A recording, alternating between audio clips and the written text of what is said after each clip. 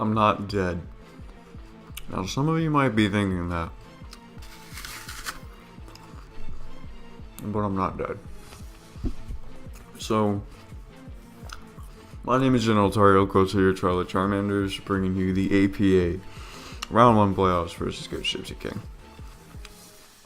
Now, I kind of owe you guys a little bit of an explanation here of why I haven't uploaded since week 8. The last battle that you guys saw was versus Gator. Excuse me. Chewing that apple was a good scene, but I actually still need to swallow it, so you know, it's part of the whole eating food thing. So for week 9, I faced Nate, YouTube fan Nate, coach of the New York Noimbats, if you don't know.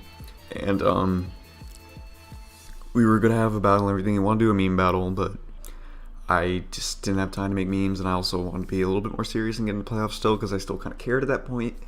And so I brought standard sets versus memes. I'm like, hey man, we can have a drunk battle since it's not gonna be like what we hoped, because I was just being kind of stiff about it. I just wanted to have a dub still, because I didn't want to risk losing with memes. And so we had a drunk battle. He did a live comm of it. Make sure to check it out if you haven't.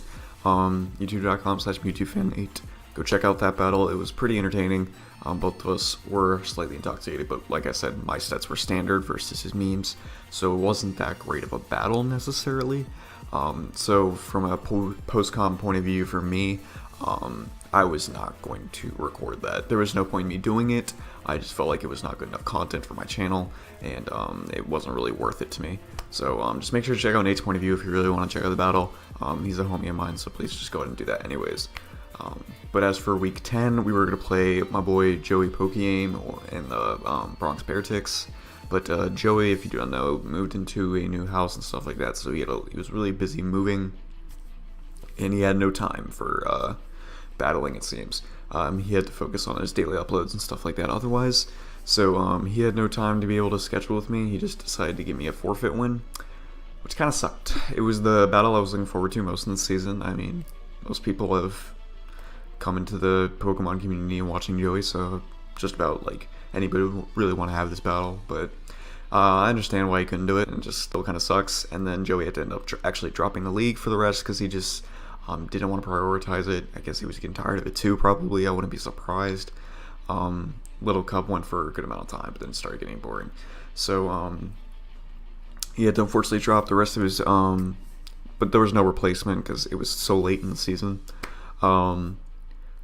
So the rest of his games were just forfeit wins for the opponents. So it basically just forced another team to get a free spot in playoffs, which ended up being me, because my next game, even though I just got 2 wins, my next match was versus Invivicolor.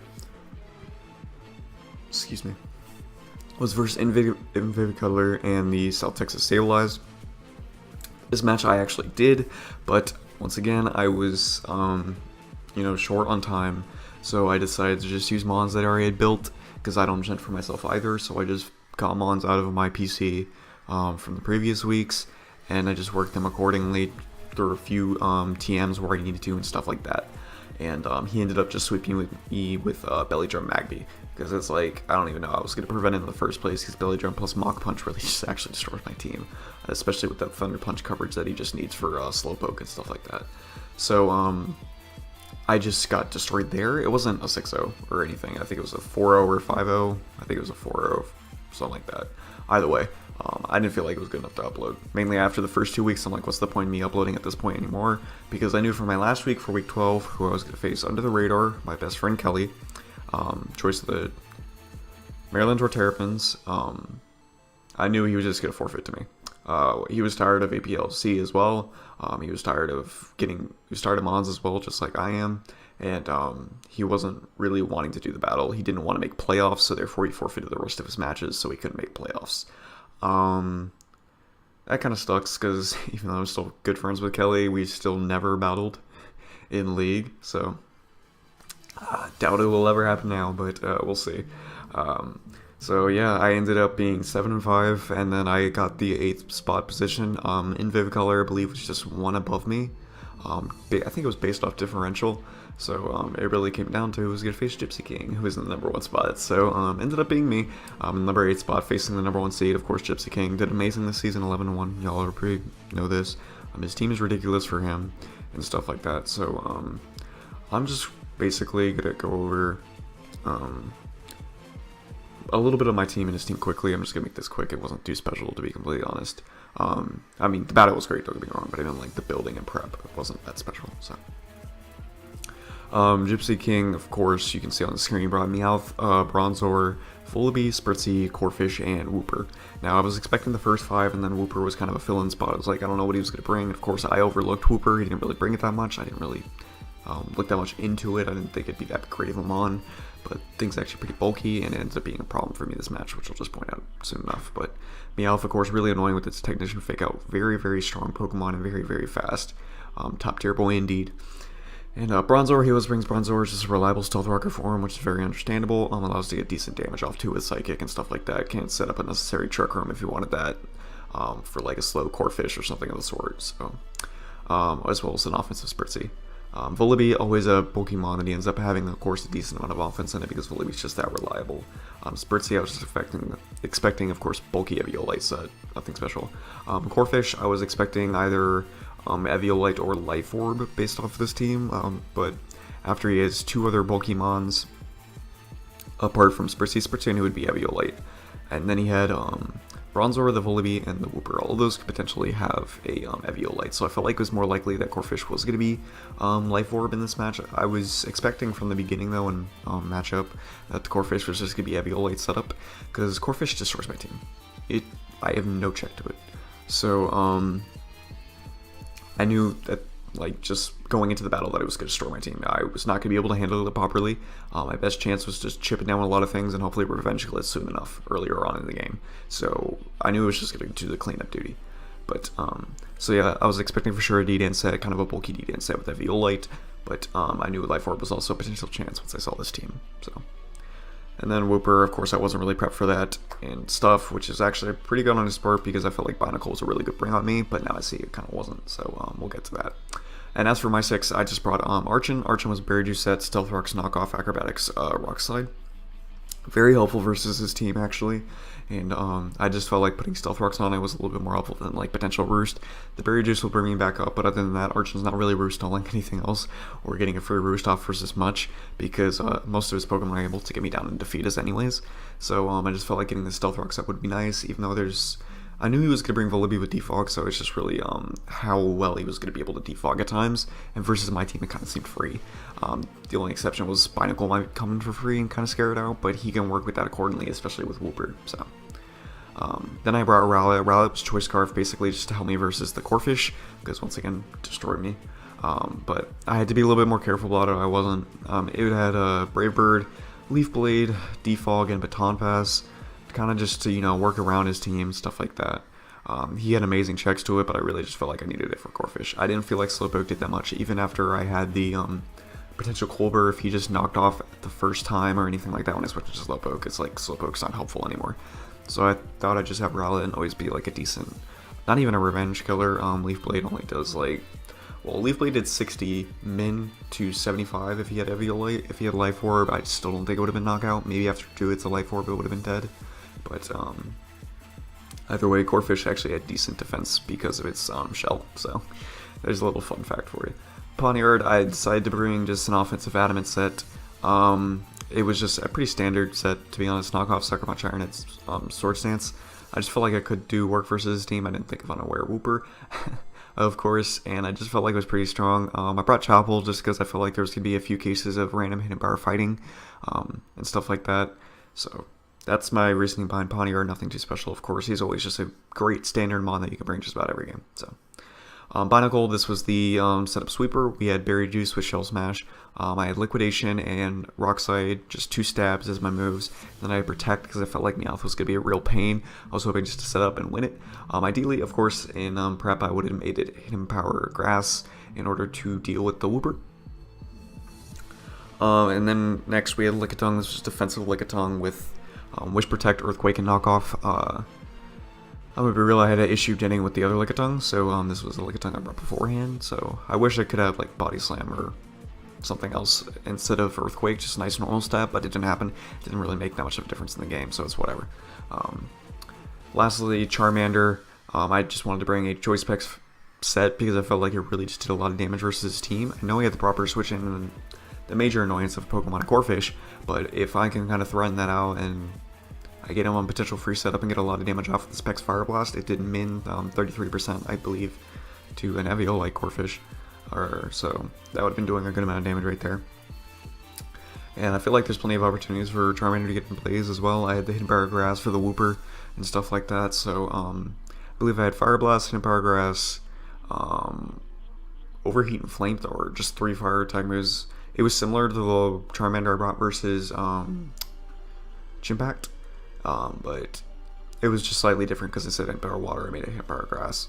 And I just felt like Fire really just destroyed his team. I know he had other things like he did have a Lilio where none of these moves would have been that helpful, but if he brought Lilio, I felt like it was going to be a Flame Charge, kind of like sweeper, not like sweeper, but like weaken the team for Corphish to be able to take care of it and stuff like that, so I wasn't really worried about that.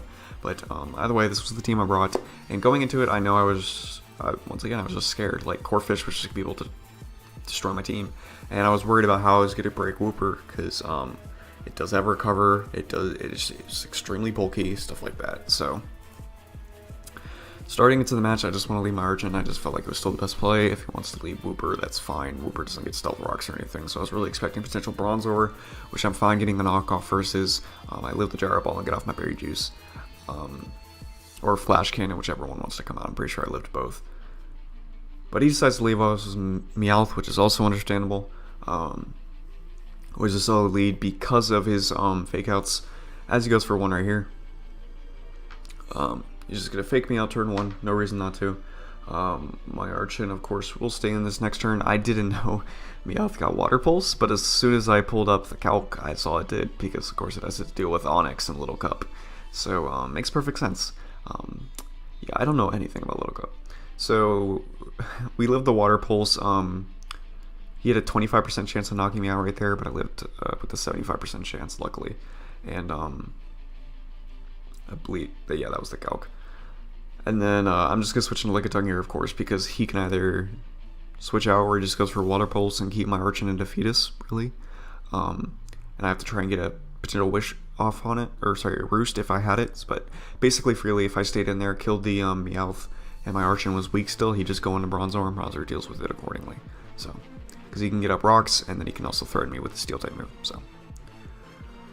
But I'm going to go into Lickitung on the Water Pulse and stuff like that. Then he goes into Bronzor. It was the most free knockoff of my life. I get rid of this thing's Culper Berry, which is pretty nice. This allows Pawniard to pick up a potential kill. Unfortunately, if he is max defensive set, knockoff will still not knock him out because of its bulk, but a Sucker Punch is in range. He actually turned out to be heat-proof, but when I went into Charmander here, I calced the potential heat-proof set because I didn't remember if I saw Levitate or if it shows Levitate. I don't even remember. I think it only shows it on Showdown. But, so this Choice Specs Charmander I knew was able to pick up the kill with Fire Blast, so that's why I switched into it. Right here with Corphish, I went into my Rowlet immediately. 1, I forgot Stealth Rocks. 2, I knew I lived a knockoff into an Aqua Jet. But since I forgot Stealth Rocks, I do not live a knockoff into Aqua Jet, as you can tell. And that will just knock me out right there. So I lost my Rowlet already. So I lost my main Revenge Killer to the Corphish that you see in front of you right now. And I lost a really good way of threatening out Wooper and a potential way to kill Wooper. So I go to my Pawniard here because an Adamant Life Orb Pawniard would be able to knock out the Corphish with knockoff right here, and I felt like he'd be scared of that. I knew he was probably going to sack his Meowth here. There was no reason for him to go into Volibee or anything like that just yet. So he just decides to sack off his Meowth. That was the proper play. That was a good play on his part. And then right here he's going to go into Wooper, and my Pawniard I just felt like really couldn't do anything here. So I was just going to switch out into my Lickitung, which I wish I put like Power Whip on instead of Earthquake, because that would have been a little helpful here. But he decides to go for a Ground Z with this Wooper, which is something I really wasn't expecting. So it doesn't show to be an Eviolite Wooper nonetheless, but Ground Z, which I was still kind of confused about because Earthquake still knocked out Pawniard from full, which is still kind of insane. Because I did that in my calc. Ground Z, I guess, was just to catch some of my Famons like Lickitung off guard, or something of the sort, because that's not too surprising to be completely honest. But I'm able to go for the Wish right here. I live any next hit. But he's, of course, going to opt to go for the Toxic. That is the best play on his part. Of course, he gets to scout if I have Heal Bell. He gets to see any other shenanigans I could have. So Also, it's just best the toxic the Fatmon anyways. So. But I'm just gonna be knocking off and basically weakening this Wooper. I'm just gonna skip through this because this is kind of dumb.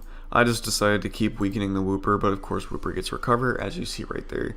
And I just didn't decide to heal up anymore or stall it out. I just wanted to weaken this thing.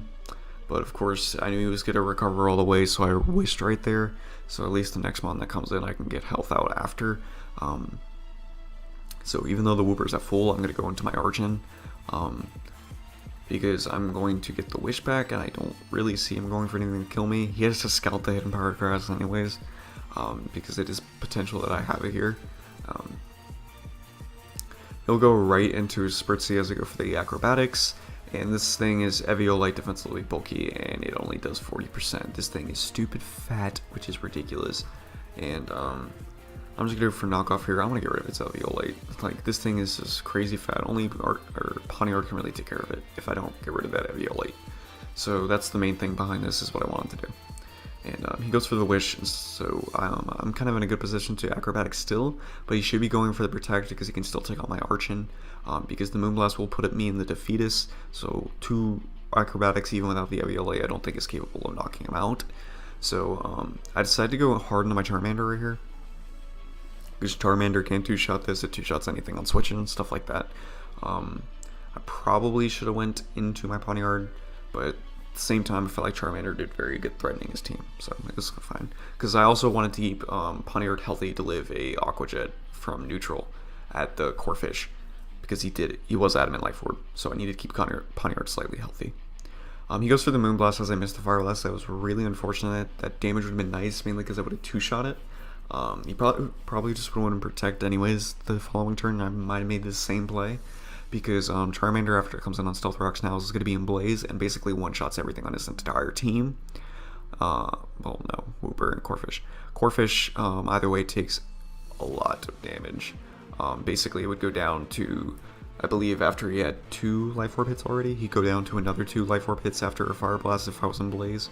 And then Wooper actually gets 2-shot by Fire Blast while I'm in Blaze. Depending on his investment. I'm assuming he's more defensive, so... Pawniard goes down to Wooper's Earthquake as I go for the knockoff, just get off proper chip, because this puts him in range of Archon's Acrobatics. Another play I could have made here is sitting in my Charmander and clicking Fire Blast, because that actually gave me a kill. Don't really know how much that mattered necessarily, because it really came down to the same thing, to where his Corphish is going to be able to get up a DD versus anything and just win the game. I really can't do anything about it.